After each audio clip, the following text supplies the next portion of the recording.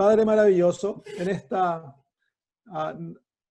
mañana para mí y noche para mis hermanos en Sudamérica, elevamos nuestra voz ante tu presencia para alabar tu nombre y darte gracias porque eres un Dios tan maravilloso. Te alabamos, Señor, de todo corazón, porque si tú no nos hubieses amado, Señor, nosotros nunca te habríamos amado a ti. Y sin embargo, Señor, tu amor ha conquistado nuestros corazones y nos ha levantado, Señor, del pecado y nos ha llenado nuestro corazón de gozo y de esperanza, dándonos, Señor, la seguridad de la salvación en Cristo Jesús. En estos momentos, Señor, cuando vamos a abrir las Escrituras, venimos, Señor, como estudiantes a tu escuela para que tú nos enseñes. Que tu Espíritu Santo, Señor, sea el maestro que nos guíe a la verdad y que las cosas, Señor, que vamos a aprender podamos entenderlas y que tu Espíritu Santo nos lleve, Señor, a ver cuán prácticas son estas cosas para nuestra vida diaria y para nuestra, Señor, vida eterna. Así que, Señor, confiados de que tú estás con nosotros de acuerdo a tu promesa y confiados de que tu Espíritu Santo nos enseñará en esta mañana, es con gozo que estudiamos en el nombre de Jesús. Amén. Muy bien, la semana pasada estudiamos comenzamos 3 temas que voy a tomar en cuanto a esto y puede que hoy lo terminemos de acuerdo a cómo vaya el tiempo. Estamos estudiando la justificación por la fe, pero estamos, como se llama, poniendo fundamentos, plataformas a través de las cuales podemos entender la experiencia de la justificación por la fe para poder así tener un conocimiento práctico, cómo poder vivirla, cómo poder recibirla y poder vivirla. Entonces, la semana pasada comenzamos a ver qué es lo que Jesús tuvo que hacer, cuál fue su experiencia que él tuvo que vivir para que nosotros podamos recibir lo que él obtuvo para nosotros. Y definimos que hay 3 experiencias que Jesús tuvo que participar o entrar para que nosotros podamos ser salvos. La que vimos la semana pasada se llama la identificación. Jesús se identificó con nosotros, tomó sobre sí nuestra naturaleza caída y la unió a una naturaleza santa, pura, la divinidad, para que así en él fue creado un nuevo hombre, un hombre que a pesar que tiene una naturaleza caída, puede tener victoria en Cristo Jesús y puede vivir una vida santa y de obediencia a Dios. El hombre caído sin Cristo, a él le es imposible obedecer a Dios, amar a Dios y ser leal a Dios, porque por naturaleza tenemos una naturaleza rebelde. Desde nacimiento, desde que somos engendrados, somos rebeldes a Dios. No amamos a Dios, no deseamos obedecer su ley. En nosotros no hay nada bueno. Pero cuando somos convertidos, llegamos a tener la misma naturaleza que Cristo Jesús tenía como hombre. Tenemos una naturaleza caída que está unida a la divinidad, que es el Espíritu Santo viviendo en nosotros. Y nos sometemos al Espíritu Santo, y al someternos al Espíritu Santo, Él controla nuestra naturaleza caída, la mantiene en sujeción, y a través de esa relación, Cristo Jesús vive su vida en nosotros y a través de nosotros. Y ahí se encuentra el secreto de la victoria. Tristemente, dentro de la iglesia, por muchos años se ha dado énfasis a vivir una vida santa, una vida de obediencia, pero nunca se nos ha enseñado cómo debemos alcanzar ello. Y muchas veces se ha dado a entender, el énfasis se ha puesto en la persona, en el ser humano, que debemos ser obedientes, que debemos cambiar, que debemos crecer, que debemos ser ejemplos, que debemos ser luz. Pero uno trata, yo nací en una iglesia, de la iglesia adventista, crecí como adventista y nunca me alejé de la iglesia, pero me di cuenta a temprana edad que era imposible para mí obedecer, era imposible para mí, con mis propias fuerzas, llegar a ser como Jesús. Y eso por muchos años me llevó a tener una desesperación espiritual, porque yo anhelaba ser como Jesús, amaba a Jesús de todo corazón, pero no sabía cómo hacerlo.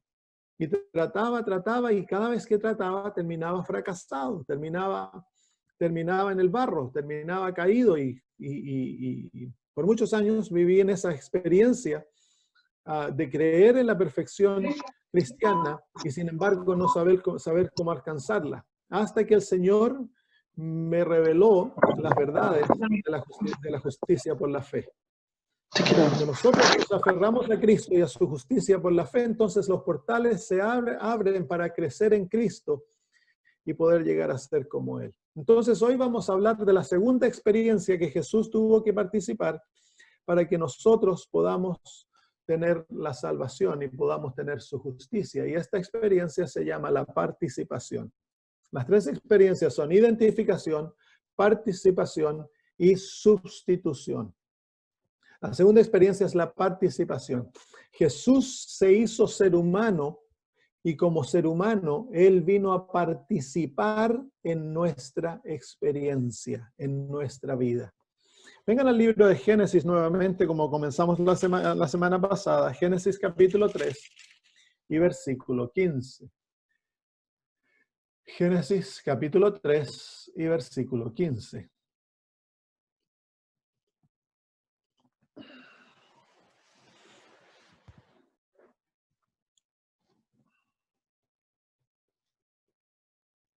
Aquí está el versículo que es la piedra de fundamento de las Sagradas Escrituras, como hablamos la semana pasada. Y dice, y pondré enemistad entre ti y la mujer, y entre tu simiente y la simiente suya.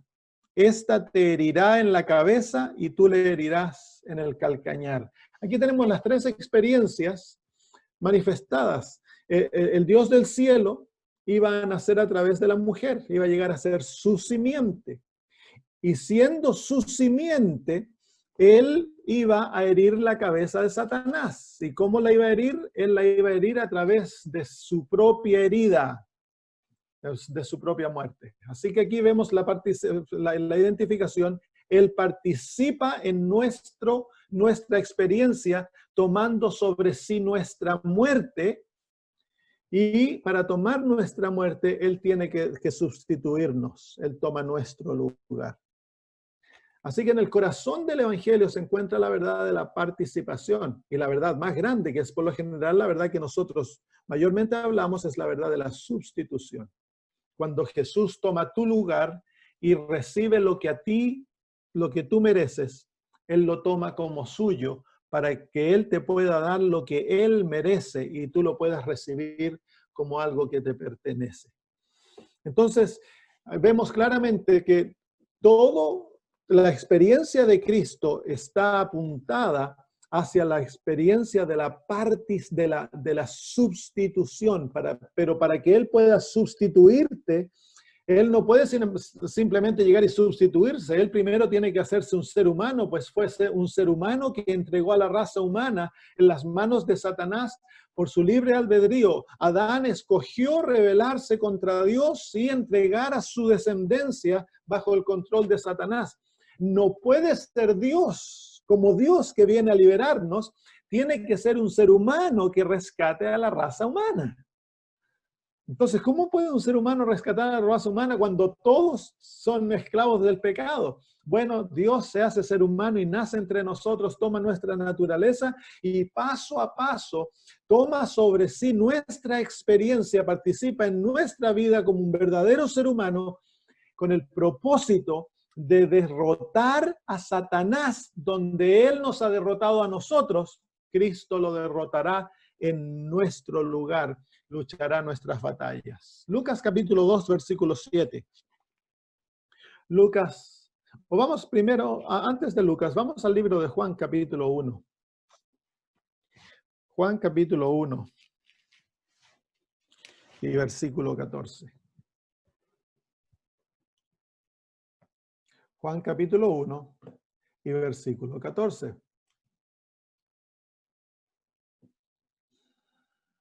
Dice así, y aquel verbo fue hecho carne. Ahí está la verdad de la identificación. Se hizo carne y habitó entre nosotros. Y vimos su gloria como del unigénito del Padre, lleno de gracia y de verdad. Así que ahí se muestran estos dos principios. Se hace carne y habita entre nosotros, participa de nuestra experiencia. Se hizo carne para poder probar lo que es ser un ser humano viviendo en el medio del reino de Satanás, siendo constantemente acosado y viviendo en la realidad del pecado. Vino a experimentar en su propia carne lo que significa ser un ser humano. Es por eso que Él se hizo, porque iba a llegar a ser nuestro sumo sacerdote. Y para llegar a ser un sumo sacerdote, Él tiene que ser tomado de entre sus hermanos para que llegue a ser misericordioso. ¿Por qué misericordioso? Porque Él entiende lo que significa ser un ser humano. Así que mientras representa a sus hermanos ante el Padre, nos representa desde la perspectiva de la misericordia, porque Él entiende en su propio cuerpo lo que es ser un humano, lo que es ser tú y yo viviendo bajo el reino del enemigo. Así que tenemos, como dijimos la semana pasada, un sumo sacerdote que se compadece en todo por ti y por mí, porque lo ha experimentado en carne propia. Lucas capítulo 2, versículo 7.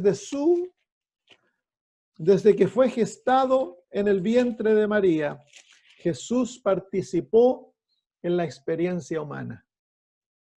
Qué increíble, ¿no? El Dios del cielo llegó a ser una célula fecundada, un óvulo fecundado en el vientre de María. Tal cual tú y yo nacemos, ahí el óvulo de María fue fecundado milagrosamente por el Espíritu Santo y Jesús pasó por todas las experiencias de un feto. La célula de María se dividió en 2, en 4, en 8, 16, 32, 64, 128 y así. Y Jesús fue desarrollando sus organitos, sus ojitos, sus orejitas, su corazón, su estómago. Todo lo que el ser humano pasa, Jesús lo pasó. ¿Por qué? Porque Él vino a participar de la realidad del ser humano como un ser humano. En todo participó en nosotros. Miren Lucas 2:7. Dice, y dio a luz su primogénito y lo envolvió en pañales y le acostó en un pesebre porque no había lugar para ellos en el mesón. Así que desde el momento que Jesús fue engendrado, Él fue engendrado en el vientre de una mamá pobre. Una mamá que a lo mejor no tenía todo lo necesario para comer y alimentarse bien. Nació en un hogar pobre, nació en un pesebre en el medio de animalitos, rodeado por moscas, el guano de los animales alrededor de él, el olor a las vacas y las ovejas. Todo eso fue donde nació Jesús, porque Jesús se identificó con el, ¿cómo se llama la palabra que ando buscando? Con el, lo estoy pensando en inglés, pero no me viene en español. Se identificó con lo más bajo. Se identificó con el pobre, con el menesteroso. Él nació en un hogar donde había que trabajar como carpintero. El papá era carpintero y Jesús aprendió a ser carpintero desde pequeñito y por 30 años trabajó en el mesón del carpintero. Tenía manos callosas, tenía músculos grandes, tenía hombros anchos. ¿Por qué? Porque él iba con su padre José, mientras José vivía y le enseñó su oficio, iba caminando a los cerros, con el hacha cortaban los árboles, luego había que traerlos, había que dejarlos secar y luego había que trabajar la madera, se hacían muebles, construían casas. Jesús tenía un oficio. Él no era un ingeniero, no era un doctor, él era un carpintero, un hombre que se ganaba la vida con sus propias manos. Qué maravilloso ejemplo, porque a lo mejor tú no eres un ingeniero, un doctor, pero eres un albañil, eres un electricista, eres un carpintero, un mecánico. Jesús se identificó contigo. Caminaba por las calles de Nazaret como uno tal cual como nosotros. Era un buen amigo, le gustaba jugar como todo niño, disfrutaba del compañerismo, del cariño de su familia, le encantaba comer las comidas de la mamita. Cuando llegaba la hora de comer, venía corriendo a la mesa. Era un ser humano y participó en nuestra realidad. Luego murió su padre y Jesús quedó encargado de ser el que iba a proveer para la familia porque los hermanos mayores ya se habían ido. Así que Jesús ahora toma en sus manos la responsabilidad de proveer para su madre, y a lo mejor tenía hermanos más pequeños, que luego nacieron de María.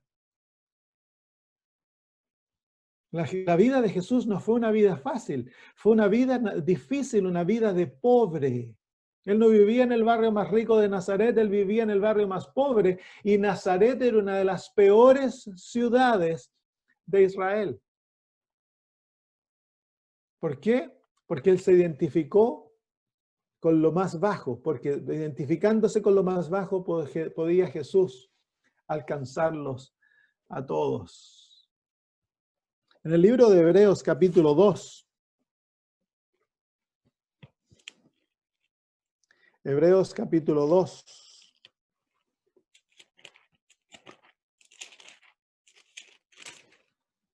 versículos 10 y 18.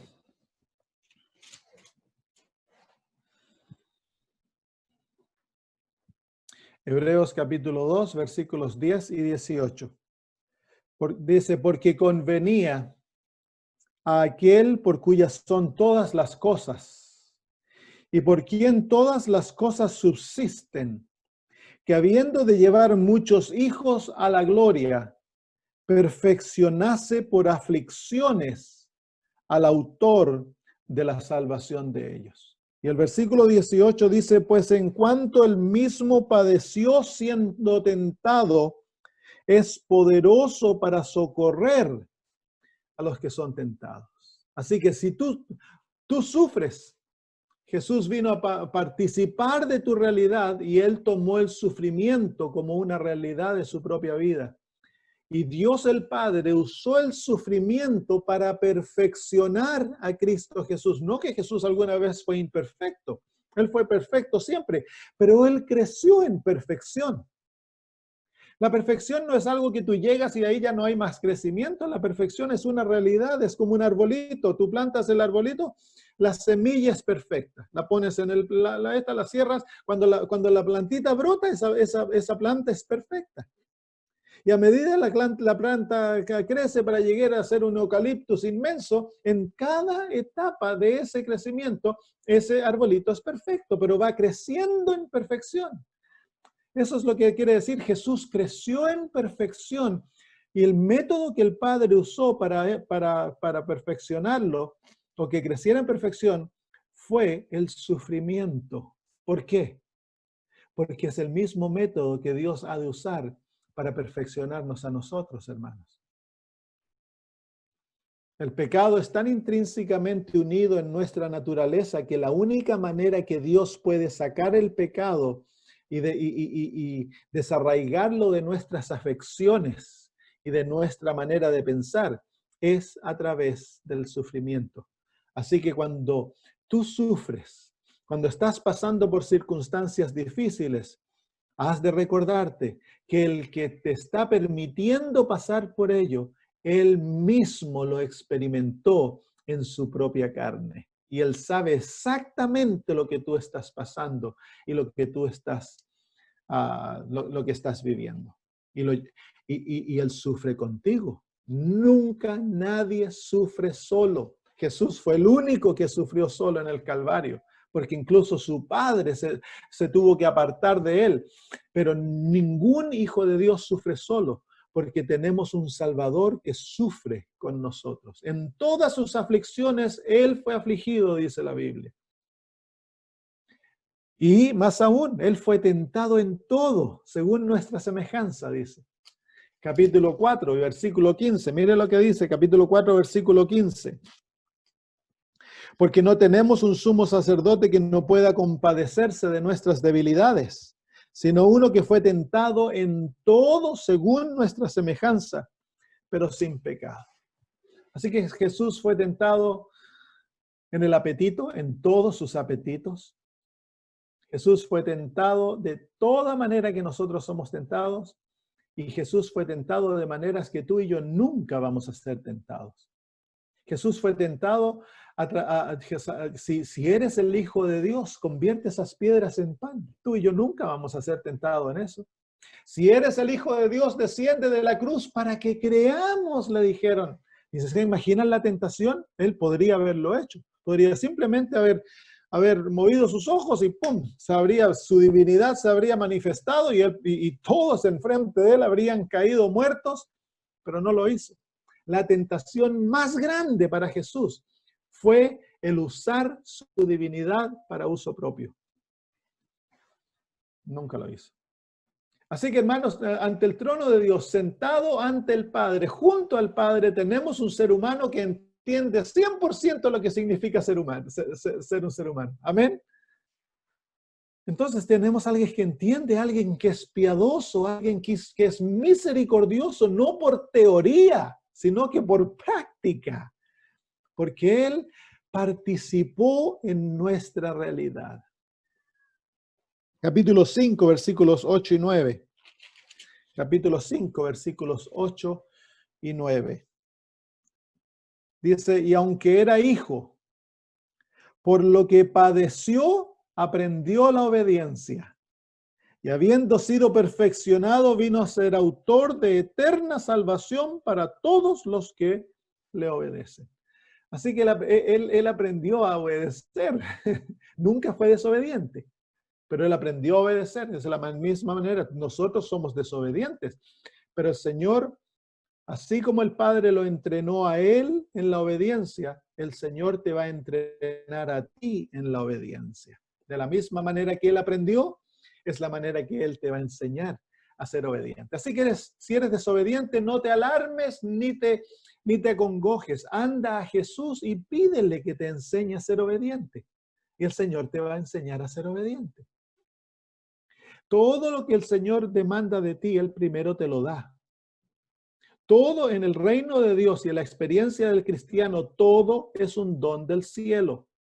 El Padre no espera nada de ti porque tú no le puedes dar nada. Recuerda, somos pobres y menesterosos. Entonces el cielo espera que todo lo que tú necesitas lo pidas y lo recibas por fe. Así que aquí vemos claramente cuál es la razón de la participación. Una de las razones de la participación es que Jesús está entrando en nuestra realidad para entender, para comprender lo que el ser humano sufre en su realidad y así el poder representarnos ante el Padre de tal manera que tenemos la seguridad de que tenemos a alguien que es misericordioso, que es piadoso, que es tierno con aquellos que caen. Así que cuando tú caes en pecado, a pesar de que le duele el corazón a Dios, no creas que Dios está enojado contigo y que se aparta de ti y te trata como un parias. No, no, no. Ante el trono de Dios hay alguien que se compadece y a través de la experiencia de Jesús, el Padre y el Espíritu Santo llegaron a comprender en forma práctica lo que significa ser humano, porque la divinidad moraba en Jesús. Así que cuando Jesús caminaba en el mundo, Él estaba lleno del Padre y del Espíritu Santo. Ellos también entienden porque ellos vivieron en Cristo Jesús la realidad humana. Tenemos un Dios que nos ama infinitamente, hermanos. Isaías capítulo 53. Isaías capítulo 53. Versículos 3 y 4. En Isaías 53 se nos muestra, vamos a volver más tarde a este versículo, muy claramente la verdad de la sustitución. Pero aquí en estos versículos se nos muestra la verdad de la participación. Dice, despreciado y desechado entre los hombres, varón de dolores, experimentado en quebranto, y cómo escondimos de él el rostro. Fue menospreciado y no lo estimamos. Ciertamente llevó él nuestras enfermedades y sufrió nuestros dolores. Y nosotros le tuvimos por azotado, por herido de Dios y abatido. Entonces esos dos versículos muestran la participación de Cristo del punto de la perspectiva del sufrimiento, que Cristo tomó sobre sí nuestro sufrimiento, nuestros dolores, nuestros desengaños, nuestro rechazo. Todo lo que tú y yo sufrimos en la experiencia humana fue la experiencia de Jesús. Pero Jesús lo sufrió todo. No hubo momento de su vida que él tuvo descanso de la tentación. Satanás lo acosó y lo trató de destruir desde el mismo momento de su gestación en el vientre de su madre. Cuando nació trató de que lo mataran. Y estuvo momento a momento, segundo a segundo de su vida, Satanás estuvo constantemente asediando a Cristo con tentación tras tentación y llenó su vida de amargura. Y sin embargo Jesús, la Biblia nos dice que era un ser gozoso, porque él descansaba en su Padre. Como niño, sus hermanos, era un niño santo, era un niño bueno, era un niño que nunca mentía, era un niño que no se vendía a lo malo. Sus hermanos lo maltrataban, lo abusaban, se reían de él. Cuando lleguemos al cielo vamos a comprender en forma más clara lo que Cristo sufrió como ser humano. Paso a paso, la vida de Jesús estuvo constantemente asediada de espinas, hermanos. Y aquí se nos dice, Él tomó sobre sí nuestras enfermedades, tomó nuestros dolores.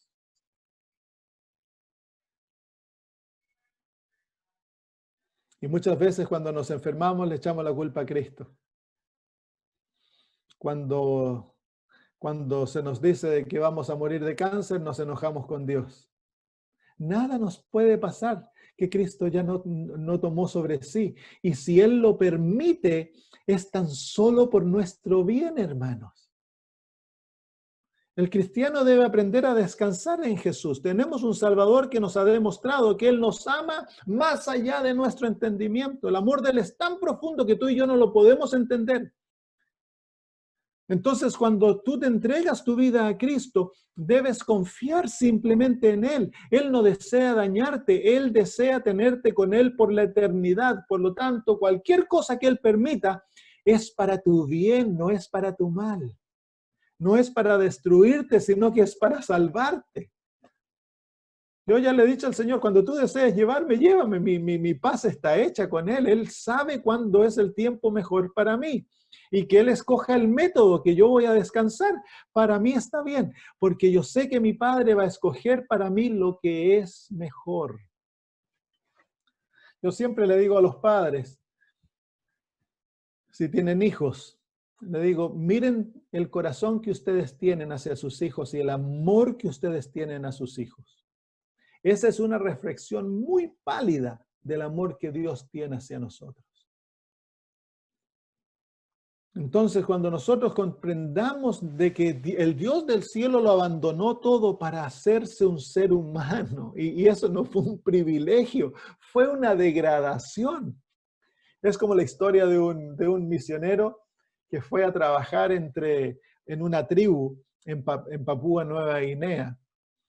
Y cuando llegó era una tribu atrasada, ni siquiera habían descubierto la rueda, todavía ellos no habían descubierto la rueda, vivían con pañitos en sus partes genitales, era atrasado, y vivió entre ellos 30 años.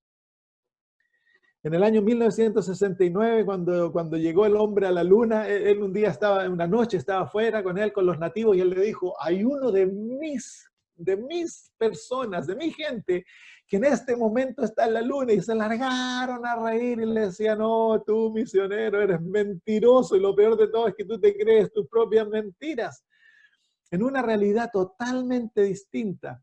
Y esta gente por años lo hicieron sufrir tanto, cuenta sus historias, es una historia maravillosa, pero eventualmente él ya mayor se fue de ahí y muchos años después volvió. Y cuando volvió, toda esa área se había vuelto cristiana. Y le hicieron una recepción maravillosa. Y los ancianos, que ya eran ancianos, que eran jóvenes cuando él los había ganado a Cristo, lo tomaron la mano y le dijeron, no, maestro, le dijeron, cuando tú viniste aquí, nosotros creíamos de que para ti era un gran privilegio haber venido a este lugar. Pero ahora entendemos que tú lo abandonaste todo y arriesgaste tu vida para venir a darnos el Evangelio a nosotros. Y queremos agradecerte de corazón. Es así, hermanos míos. Nosotros no entendemos lo que Jesús abandonó, lo que Él dejó de lado, todo lo que Él le volvió la espalda para poder venir a rescatarnos a nosotros. Y vino a un mundo oscuro, dominado por Satanás, donde los seres humanos estaban planeando matarlo, donde había odio contra Él, donde Él no fue aceptado. Vivió una vida de pobreza, de dolor, de rechazo, de sufrimiento. Y sin embargo, nosotros dudamos el amor de Dios. No, hermanos, Dios nos ama con todo corazón. Jesús llegó a participar para poder entender lo que significa ser ser humano. Qué maravilloso. Es por eso que Dios no te rechaza. Puedes estar luchando con drogas, puedes estar luchando con los pecados más bajos. El Señor no te rechaza porque Él es misericordioso y tierno. Él sabe lo que significa como ser humano vivir en esta realidad tan terrible que estamos viviendo, hermanos míos. Y tenemos un Salvador misericordioso. Amén. Un Salvador maravilloso. Pero hay otra razón por la cual Jesús vino a participar en nosotros. Vino a participar con nosotros. Y esto es lo que queremos. Por lo general, entre nosotros no se entiende mucho esto, de que cuando Jesús participó en nuestra realidad, Él participó de dos maneras. En una manera general, Él participó en la realidad de la raza humana en forma general, pero también Él participó en la realidad individual de cada una de nosotros. Y es aquí cuando nuestra imaginación es estirada a su máximo, porque es difícil entender esto, pero yo les voy a mostrar algunos versículos que nos muestran claramente de que cuando Jesús se hizo ser humano, tú y yo nos encontrábamos en forma individual en Jesús.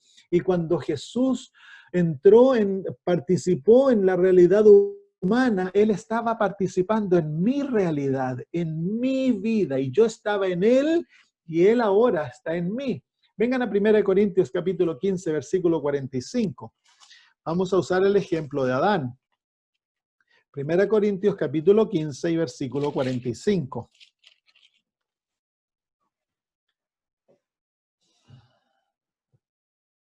Primera Corintios capítulo 15 y versículo 45. Dice, así está escrito. Así también está escrito, fue hecho el primer Adán hombre, Adán alma viviente, el postrer Adán espíritu vivificante. Así que aquí se nos da dos Adanes. Está el primer Adán y está el postrer Adán o el segundo Adán. ¿Quién es el segundo Adán? Es Jesús. ¿Por qué se lo llama Adán? Porque Jesús, al hacerse ser humano, Él tomó el lugar de Adán y llegó a ser el segundo Adán. ¿Con qué propósito? Porque Jesús vino a rescatar a Adán. Y para poder rescatar a Adán, Jesús tiene que tomar el lugar de Adán, pero para tomar el lugar de Adán, Jesús tiene que participar en la realidad de Adán. Miren en el libro de Mateo capítulo 4.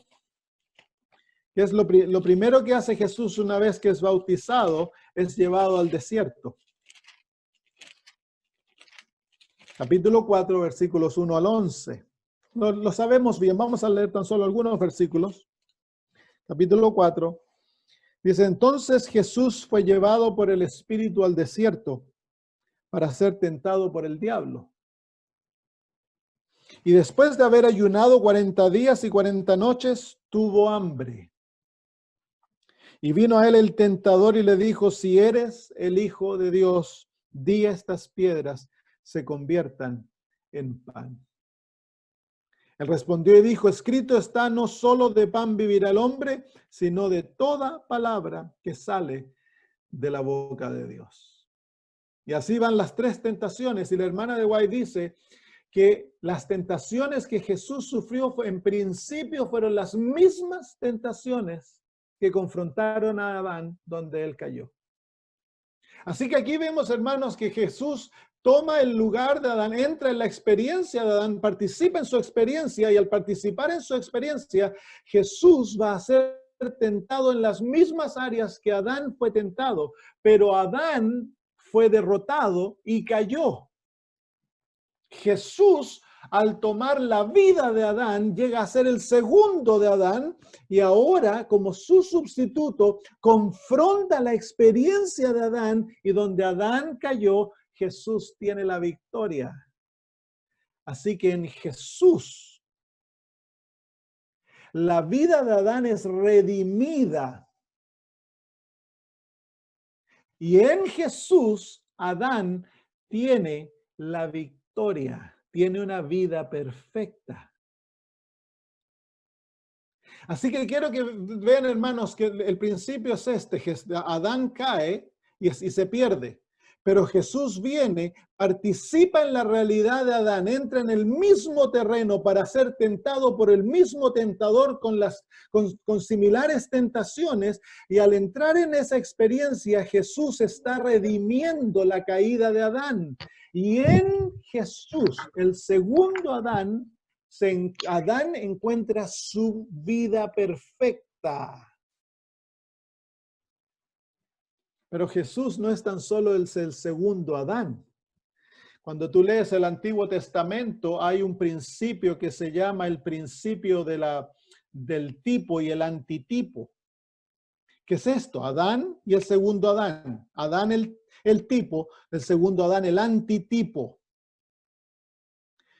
Entonces vemos de que en Jesús cada carácter del Antiguo Testamento está reflejado en Jesús. Tú ves a Abraham, tú ves a Jacob, tú ves a José, tú ves a Moisés, ves al pueblo de Israel, ves a Josué, ves a David, ves a Salomón. Cada personaje del Antiguo Testamento está reflejado en Cristo Jesús. Jesús es el antitipo de cada personaje del Antiguo Testamento. ¿Qué nos está enseñando eso? Es que Jesús llegó a ser el segundo Noé, el segundo Abraham, el segundo Moisés, el segundo Josué, el segundo David, el segundo Salomón, porque todos ellos fracasaron y necesitaban ser redimidos. Entonces Jesús entra en su experiencia, vive su vida y donde ellos fracasaron, Jesús tuvo la victoria y al tener la victoria, Jesús redime el fracaso de todos ellos. Así que Abraham, cuando pone su vida, su fe en Jesús a través del sacrificio, Dios cuenta la vida perfecta de Jesús como que Abraham la vivió. Eso lo vamos a ver en un poquitito cuando veamos la sustitución. Pero miren ahora, la Biblia dice que tú y yo nos encontrábamos en Jesús. Miren, vamos al libro de Colosenses, capítulo 2. Colosenses, capítulo 2.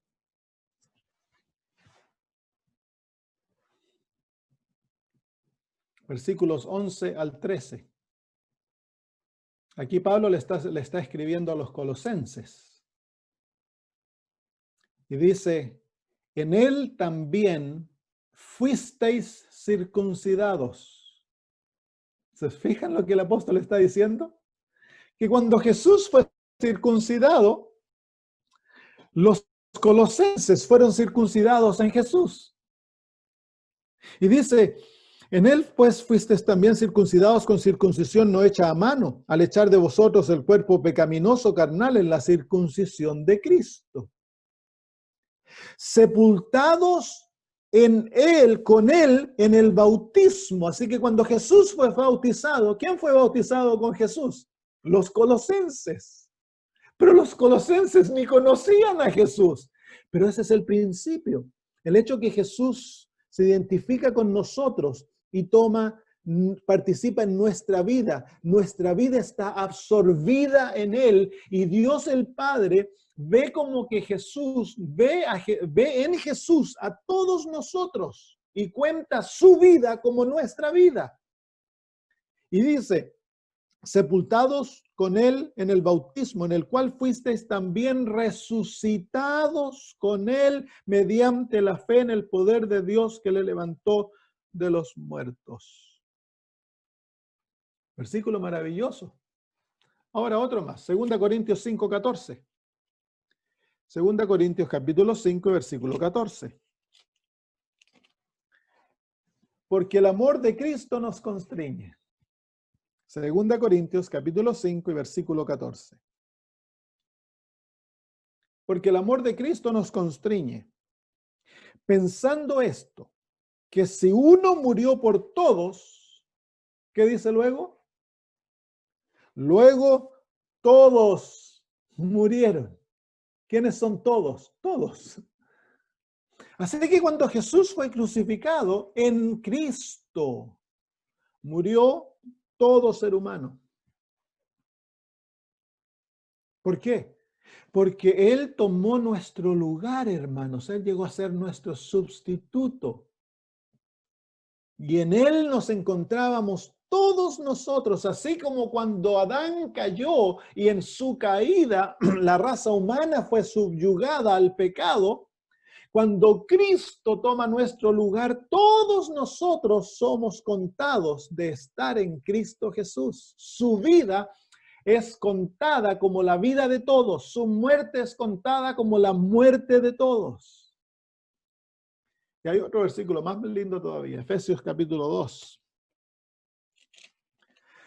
versículos 4 al 6. Efesios capítulo 2, versículos 4 al 6. Estoy en Colosenses. Dice, pero Dios, que es rico en misericordia por su gran amor con que nos amó, aun estando nosotros muertos en pecado, nos dio vida juntamente con Cristo. Por gracia sois salvos. ¿Se fijan? Cuando Cristo resucitó, Dios nos dio vida a todos nosotros.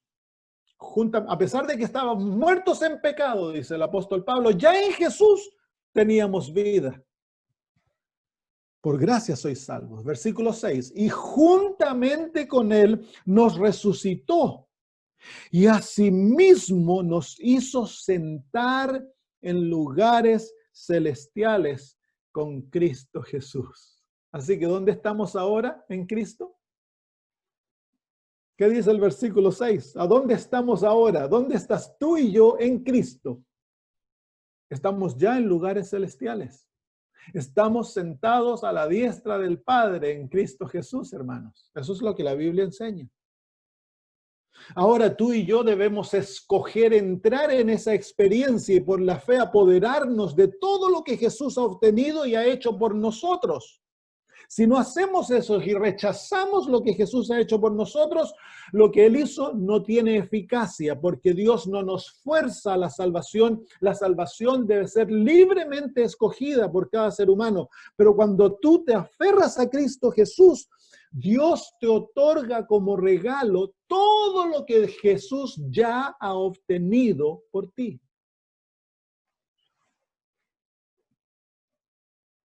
Es un tema muy profundo, hermanos, muy maravilloso. Aquí se encuentran las bases, el fundamento de nuestra salvación. ¿Cómo es que Dios puede salvarnos? ¿Cómo es que Dios puede perdonar los pecados de un pecador, de un criminal que ha matado gente, ha violado, ha robado, ha mentido, ha quebrantado el sábado, ha odiado a Dios? ¿Cómo Dios puede simplemente decirle, ok, te perdono? Y se olvida de aquellos pecados. Eso en vida real sería injusticia, hermanos. Dios sería injusto, pero Dios ha formado una base maravillosa a través de la cual Él puede salvar al ser humano y seguir siendo justo. Y aquí se encuentra. Se encuentra en la realidad de Cristo. Cristo es tu todo. ¿Te acuerdas que estudiamos eso? Y aquí se encuentra. Y es una realidad, hermanos. Cristo es tu todo. Él es tu nacimiento, Él es tu vida, Él es tu dolor, Él es Todo se encuentra en Cristo Jesús. Cristo Jesús incluso llegó en la cruz a ser tu pecado.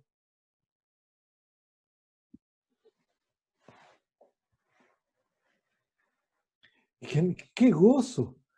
¿Por qué yo voy a dudar mi salvación? Si en Cristo Jesús yo ya estoy sentado en los lugares celestiales. Yo por fe puedo vivir, por fe puedo vivir en el cielo. Y eso es lo que el Señor quiere en Colosenses 2. Miren lo que dice Colosenses capítulo 3, versículo 1.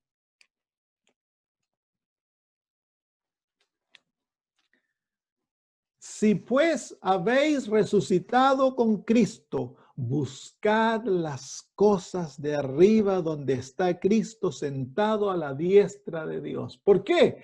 Porque allá estamos con Él. Por fe podemos remontarnos de la realidad terrenal a la realidad celestial, hermanos, y habitar por fe ya en lugares celestiales. Podemos tener la compañía de ángeles y vivir en la presencia de Dios el Padre y disfrutar del gozo del Espíritu Santo. Son realidades espirituales celestiales que tú y yo podemos entrar en ellas gracias a que Cristo Jesús obtuvo todo ello por nosotros y con nosotros. Así que 2000 años atrás, cuando Jesús estaba viviendo, Jesús te llevaba a ti. Piensa en esto, 2000 años atrás, Jesús vivió de antemano tu vida y vivió una vida perfecta.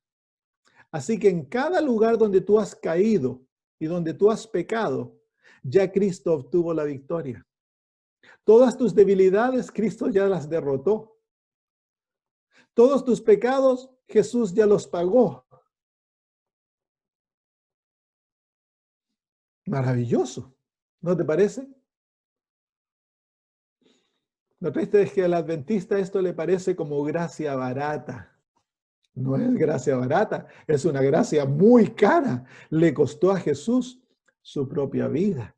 ¿Y qué sacrificio tuvo que él vivir para que tú y yo podamos tener el privilegio de estar en él?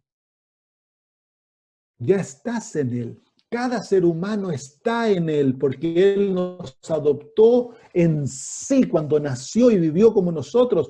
Todo ser humano, hasta el más malo de los seres humanos, estaba en Cristo, la cruz, porque Jesús estaba pagando los pecados de cada ser humano, hermanos, que vivió, que vivía y que iba a vivir hasta el tiempo del fin. Es por eso que ningún ser humano necesita perderse. Si nos perdemos es porque somos necios.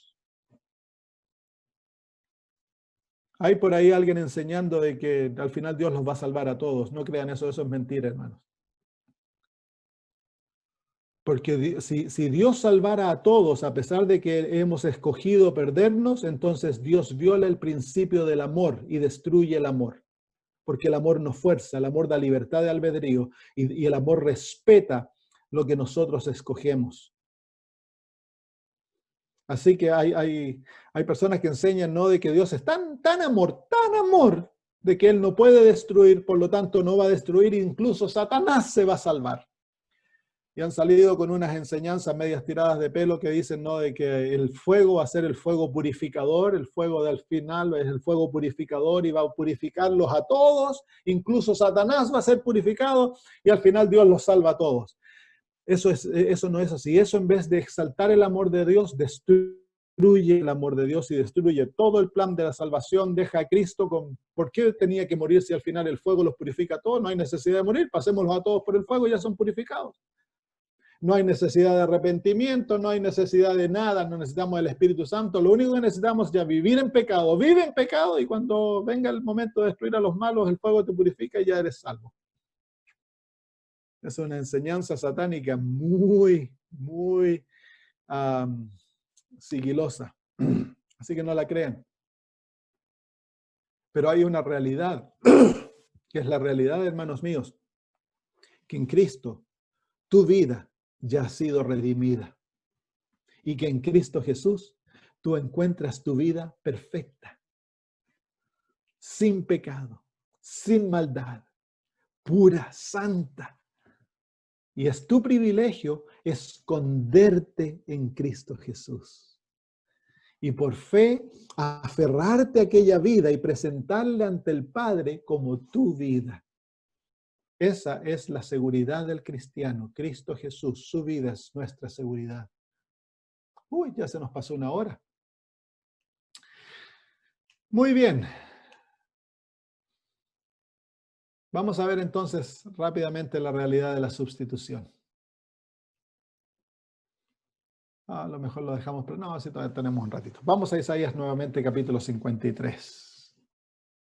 Antes, no, vamos a Génesis 3:21. Génesis 3:21. Entonces Jesús se identifica con nosotros, participa en nuestra realidad. Toda tu vida se encuentra en Él. Jesús eres tú. Hace 2000 años atrás, toda su experiencia, está contada como que tú la estás viviendo en Cristo Jesús. Cuando llega la hora del Calvario, ahora Jesús te va a sustituir en muerte. Y miren, el libro de Génesis capítulo 3 y versículo 21 se ilustra este principio de la sustitución de una manera bien bonita. Dios le dice a Adán y a Eva, el día que comieres, ciertamente morirás. Se lo dio a Adán, Adán le comunicó la verdad a Eva. Cayeron ambos, así que ellos merecían morir ese día. Porque le dijo Dios, el día que de él comieres, ciertamente morirás. El día que de él comieres. Pero Adán y Eva no murieron ese día. Murieron 1000 años más tarde, casi. ¿Qué pasó? Bueno, Génesis 3:21 nos da la clave. Dice aquí el versículo 21, y Jehová Dios hizo al hombre y a su mujer túnicas de pieles y los vistió. ¿Qué toma para hacer túnicas de pieles? Hay que matar a los animales, hay que sacrificarlos y luego que están muertos se saca la piel y se viste. Es aquí que entonces hacemos una pregunta. Entonces, ¿hubo muerte ese día en el jardín? Claro, murieron 2 animales, uno para Adán y otro para Eva. Así que, hermanos míos, Dios establece un sistema a través del cual el ser humano puede llegar a ser salvo. Y es el sistema del sacrificio. Y el sistema del sacrificio le enseña a Adán y a Eva que a pesar de que ellos son culpables y merecen la muerte, Dios ha proveído un sustituto. Dios ha proveído un sustituto. A ver si alguien apaga el micrófono que se estaba escuchando un poquito de bulla por ahí. Dios ha proveído un sustituto. Y el sustituto toma el lugar del pecador y el sustituto está siendo ilustrado por esos animales. Y miren lo que ocurre, el momento que el animal llega a ser el sustituto de Adán y Eva, el animal ahora es tratado como Adán y Eva merecían ser tratados. El animal, se le imputa al animal la culpa de Adán y Eva. Los pecados de Adán y Eva se le ponen al animal y el animal muere la muerte de Adán y Eva desnudo. Adán y Eva estaban desnudos, ahora el animal es desnudo porque se le saca la piel. Y ahora Adán y Eva reciben la realidad del animal. Es imputada en ellos. El animal era inocente. Ahora Adán y Eva llegan a ser inocentes. El animal está desnudo. Ahora Adán y Eva llegan a estar vestidos con la piel del animal. Y a Adán y Eva se lo trata como se debía haber tratado al animalito. Incluso dice la Biblia que después de esa experiencia Dios le da la orden a Adán y Eva que ellos han de comer las hierbas del campo, que era la comida del animal. Así que ahí se encuentra la verdad del sustituto. El sustituto, al tomar lugar de Adán y Eva, es tratado como Adán y Eva merece ser tratado. Y ahora Adán y Eva recibe lo que el animal es y es tratado como el animal merece ser tratado. Y en eso se encuentra el último fundamento para la justicia por la fe. Al final del día, Adán y Eva no mueren, salen del jardín perdonados, vestidos y de vuelta en una relación con Dios. Y Dios los trata como que nunca hubiesen pecado. Y esta verdad es la verdad central de todas las escrituras, la verdad de la substitución. Miren en Levíticos capítulo 4, versículo 27 al 31. Miles de años más tarde, el Señor desarrolla el sistema de sacrificios. Tú puedes seguir la línea de esto. Adán, después viene Abel, tú los ves sacrificando. Caín rechazó el sacrificio. Por lo tanto, Caín no podía ser salvo porque Caín deseaba ser acepto por sus obras, por sus frutos. Le trajo a Dios lo mejor de sus frutos. Pero eso no era lo que Dios había pedido porque los frutos no eran un sustituto. Los frutos podían presentarse como gratitud a Dios, pero por el pecado debía presentarse un sustituto, un sacrificio. Pero a Caín no le gustaba la idea de un sacrificio y a través de Caín se desarrolló la religión babilónica, donde el hombre se pone en el centro. La religión de Dios, el Cordero está en el centro. Aquí en Levíticos capítulo 4, versículos 27 al 31, vamos a leer algunos versículos nomás. Dice, y si alguna persona del pueblo pecare por hierro haciendo algo contra alguno de los mandamientos de Jehová en cosa que no se han de hacer y delinquiere, luego que conociere su pecado que cometió, traerá por su ofrenda una cabra sin defecto por su pecado que cometió. Y pondrá su mano sobre la cabeza de la ofrenda de la expiación y la degollará en el lugar del holocausto. Luego con sus dedos el sacerdote tomará de la sangre y la pondrá sobre los cuernos del altar del holocausto y derramará el resto de la sangre al pie del altar. Y le quitará toda su grosura de la manera que fue quitada la grosura del sacrificio de paz, y el sacerdote la hará arder sobre el altar en olor grato a Jehová. Así hará el sacerdote expiación por él y será perdonado. Entonces aquí vemos el principio de la sustitución. El gran propósito del sistema de sacrificio era enseñar este principio, el principio de la sustitución, que el ser humano puede ser salvo, puede ser perdonado, gracias a que Dios ha proveído un sustituto, alguien que toma el lugar de otro. Durante la guerra de Francia con Inglaterra, una historia se llevó a cabo que ilustra este principio. En Francia, ellos hacían el enlistamiento al ejército, se hacía a través de un sistema de lotería. Se ponían todos los nombres de los hombres que ya podían ir a pelear en un gorro y los dirigentes de la ciudad sacaban los nombres y los nombres que se sacaban eran las personas que tenían que enlistarse al ejército. Bueno, se sacó el nombre de uno de los ciudadanos del pueblo donde estaban haciendo esto y lo fueron a visitar y para informarle de que él tenía que presentarse al ejército, y él les dijo que no, que ya él no se iba a presentar, pues él ya había morido o había muerto en batalla. Y lo quedaron mirando y decían, ¿cómo puedes tú haber muerto si estamos hablando contigo?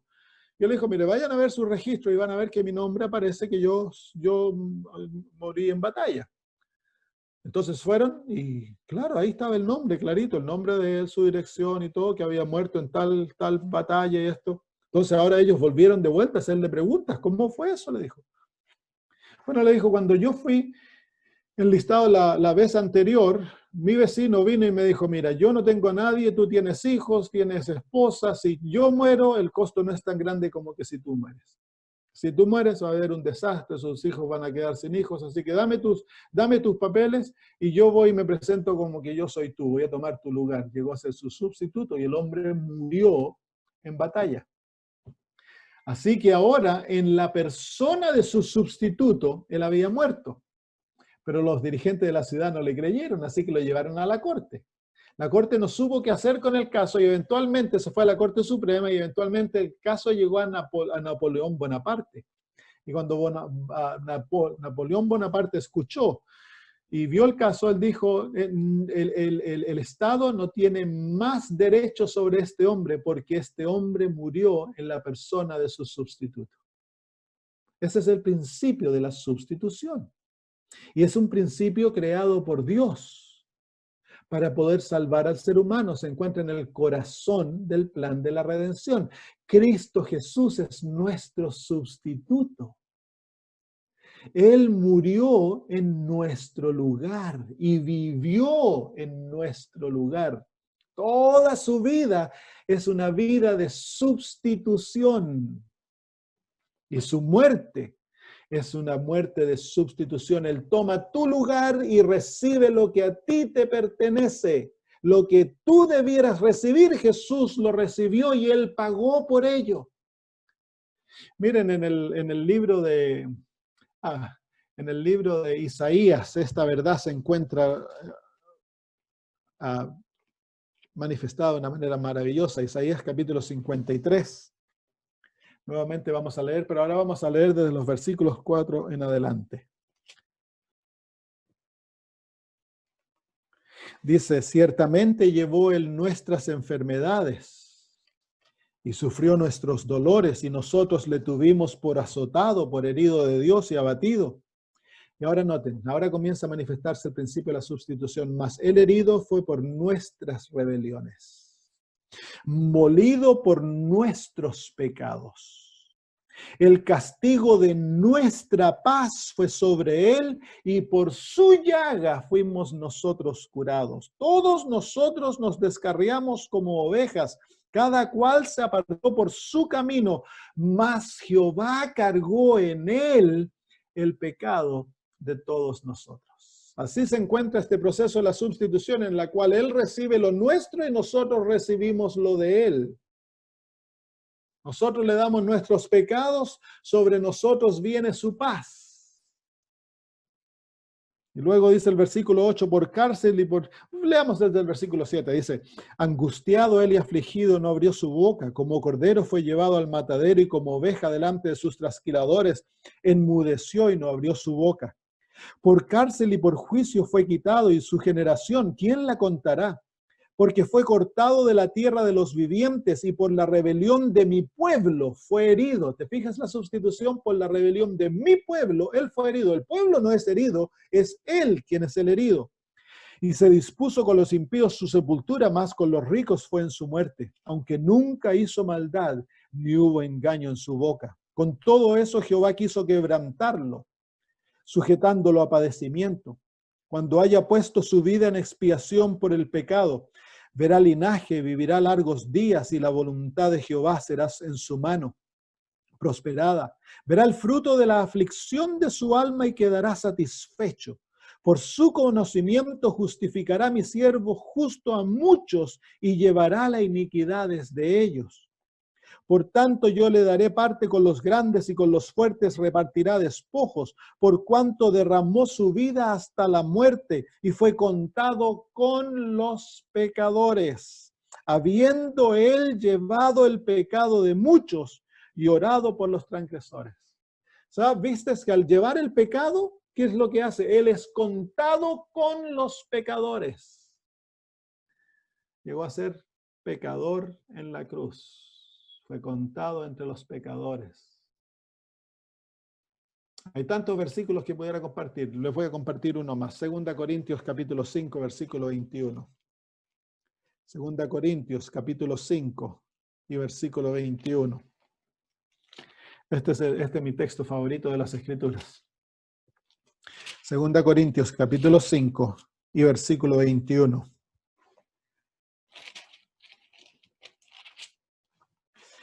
Al que no conoció pecado, por nosotros le hizo pecado, para que nosotros fuésemos hechos justicia de Dios en él. ¿Te fijas el propósito de la sustitución? Es que a él se le adjudica lo que es mío, para que a mí se adjudique lo que es de él. El apóstol Pablo en el capítulo 8, versículo 9 dice, porque sabemos la gracia de nuestro Señor Jesucristo, que él siendo rico se hizo pobre por nosotros, para que nosotros por su pobreza pudiésemos llegar a ser ricos. Tan ricos vamos a ser que gracias a esto, hermanos míos, un día nos vamos a sentar en tronos y vamos a gobernar el universo con Cristo Jesús. Tan rica ha llegado a ser la raza humana, hermanos míos, que ahora la humanidad está unida a la divinidad y en la Trinidad se encuentra un ser humano. Con razón dice el apóstol Pablo, cuán grande es el misterio de la piedad. Y muchas veces nosotros, hermanos, vivimos aquí en la tierra como que no tuviéramos Dios, como que no tuviéramos Salvador. El mensaje de todas las escrituras, hermanos, es que tú y yo tenemos Salvador. Dios nos ha dado un Salvador y a través de él, Dios va a deshacer todo lo que el pecado ha hecho en nuestras vidas, porque ya Cristo obtuvo la victoria, es una victoria absoluta, es una victoria total que le es otorgada al ser humano cuando él por fe se aferra a su Salvador y está dispuesto a no confiar en sí mismo, sino que a poner toda su confianza en aquel que tomó su lugar, en su sustituto. La hermana de White llama a Jesús el sustituto y seguridad. Así que Jesús es nuestro sustituto y por eso es nuestra seguridad de salvación, es nuestra seguridad de victoria, es nuestra seguridad que todas las promesas que Dios nos da van a ser cumplidas en nosotros, hermanos.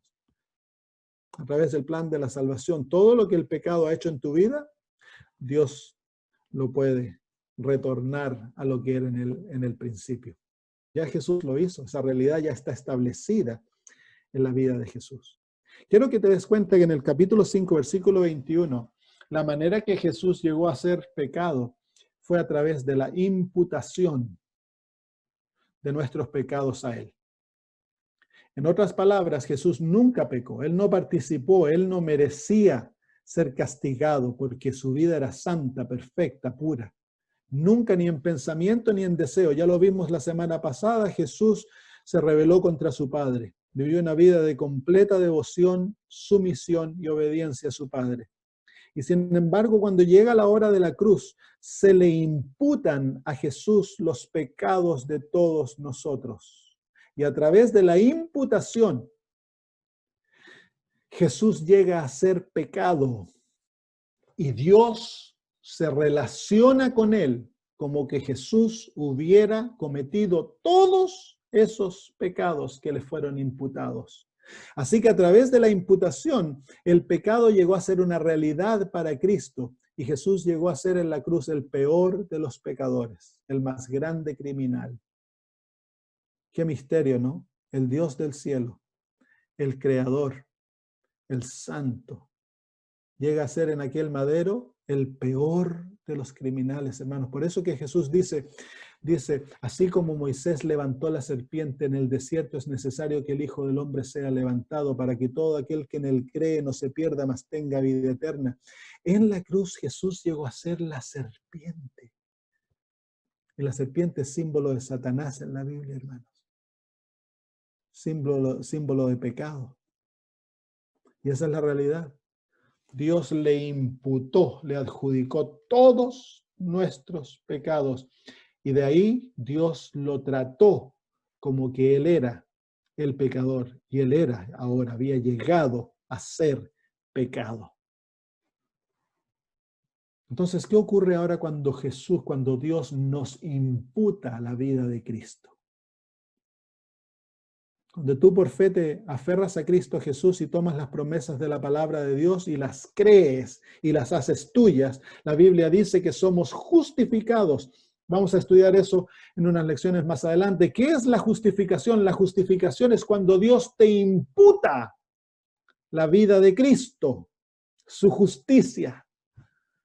¿Qué ocurre? Exactamente lo opuesto, pues así como cuando Dios tomó tu vida y se la adjudicó, se la imputó a Cristo y ahora Cristo llegó a ser el pecador y fue tratado como el pecador merecía y murió la muerte eterna, separado de su Padre. ¿Qué ocurre ahora cuando el pecador recibe, Dios el Padre le imputa su justicia? Le imputa la vida de Cristo, entonces ahora el pecador es tratado como que él vivió la vida de Jesús. Y Dios se relaciona con el pecador como que el pecador fuera Jesús. Y en vez de darnos muerte eterna, ¿qué nos da el Padre? Porque la paga del pecado es muerte, mas la dádiva de Dios es vida eterna en Cristo Jesús, Señor nuestro. ¡Qué maravilloso! Aquí se encuentra, hermanos míos. Esto dice la hermana White, que este mensaje es el mensaje del tercer ángel en verdad. Este es el mensaje adventista que debe ser proclamado a todo el mundo. La justicia de Cristo, hermanos. Que a través de la justicia de Cristo, el pecador puede llegar a ser santo, puede llegar a ser puro, puede llegar a ser justo, puede llegar a ser perfecto en Cristo, hermanos. Ese es el mensaje adventista. Y es el mensaje que ha de resonar por todo el mundo. Y al final Dios va a tener un pueblo cuyos rostros van a ser iluminados por la gloria de Dios, que es su carácter. Y la última proclamación del Evangelio es una proclamación práctica donde el mundo va a ver aquella justicia reflejada en seres humanos. Pero antes que eso ocurra, tú tienes que hacer de Jesús tu todo. Debes ir a la cruz del Calvario. Yo todas las mañanas me postro por imaginación ante la cruz del Calvario y ahí acepto a Cristo como mi Salvador. Y le digo que yo no voy a confiar en mí, que no hay nada en bueno en mí, pero que Él es mi todo. Y que su vida es mi vida, y acepto la justificación, y vuelvo a dar mi vida a Dios, y por fe acepto todo lo que es de Jesús, porque en mí yo no tengo nada, pero en Jesús lo tengo todo. Y es real, literalmente todo, hermanos. Le agradezco por haber pagado por mis pecados. Dice la hermana White que haríamos bien de pasar una hora meditando en cuanto a la vida de Jesús, especialmente en sus últimas escenas, las escenas del Calvario. Así que en esta tarde, hermano, para ti me gustaría recomendarte a Cristo y recomendarte a Cristo crucificado. Que sí, Él vive, pero nunca has de perder ante tus ojos la visión de un Jesús crucificado que tomó tu lugar, y es gracias a esa muerte que tú puedes ser acepto ante el Padre como que nunca hubieras pecado. Qué maravilloso, ¿no les parece? Amén. ¿Qué les parece si oramos? Nuestro Padre maravilloso, cuando contemplamos los misterios del plan de la redención, quedamos sorprendidos a la profundidad y la hermosura de este plan. Tantas cosas, Señor, cuando las descubrimos parecen nuevas. Y, Señor, nuestra mente tan limitada, tan oscura y tan confundida, le parece, Señor, que esto es demasiado grande, demasiado lindo, demasiado maravilloso para ser realidad. Pero sin embargo es así. Danos la fe para aceptarlo. Danos la fe, Señor, para vivir de acuerdo a estas promesas maravillosas, a estas realidades tan maravillosas. Señor, enséñanos a ver a Jesús como nuestro todo, a ver en Él nuestra victoria, nuestra vida redimida, a confiar que Él pagó por todos nuestros pecados y que en Él ya hemos sido, Señor, reconciliados contigo. Enséñanos a vivir, Señor, una vida de constante arrepentimiento. Guíanos más profundamente al arrepentimiento. Saca los ojos de nosotros mismos y ponlos en Cristo Jesús. Enséñanos, Señor, a no confiarnos en nada, para confiar y gozarnos en nuestro Salvador. Haz que podamos descansar en Él y tener gozo profundo de que en Él somos aceptos por ti y que nos amas tal como amas a tu Hijo amado, Señor. Gracias, Padre. Al separarnos, yo pido que bendigas a mis hermanos, que los guíes, que los llenes de tu espíritu y que los hagas la luz del mundo. Que les des valentía de compartir el Evangelio y hablarles a otros, Señor, de tan maravilloso mensaje que nos has dado a nosotros como pueblo. Y que hagan, Señor, en todo lo que hablan, ya sea profecía, ya sean enseñanzas, Señor, que pongan a Cristo en el centro, para que otros puedan, Señor, venir a amarle también. Gracias, Padre. En el nombre de Jesús. Amén.